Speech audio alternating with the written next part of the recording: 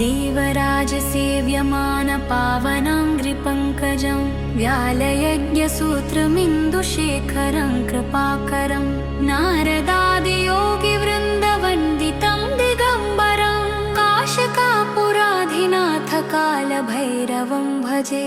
भानुकोटिभास्वरं भवाब्धितारकं परं नीलकण्ठमीप्सितार्थदायकं त्रिलोचनं कालकालमम्बुजाक्षमक्षशूलमक्षरं काशिकापुराधिनाथकालभैरवं भजे।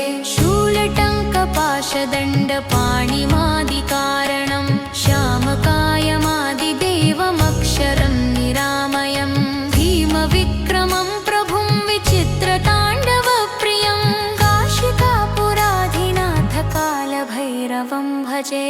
मुक्तिमुक्तिदायकं प्रशस्तचारुविग्रहं भक्तवत्सलं स्थितं समस्तलोकविग्रहं विनिक्वणं मनोज्ञहेमकिङ्किणीलसत्कटिं काशिकापुराधिनाथकालभैरवं भजे।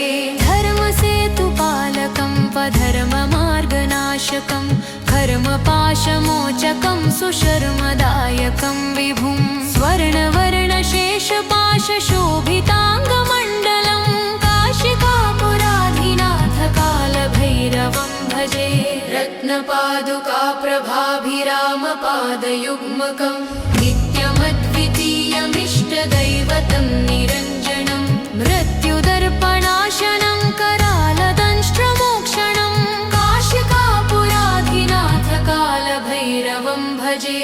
अट्टहासभिन्नपद्मजाण्डकोशसन्ततिं दृष्टिपातनष्टपापजालमुग्रशासनम् अष्टसिद्धिदायकं कपालमालिकाधरं काशिकापुराधिनाथकालभैरवं भजे।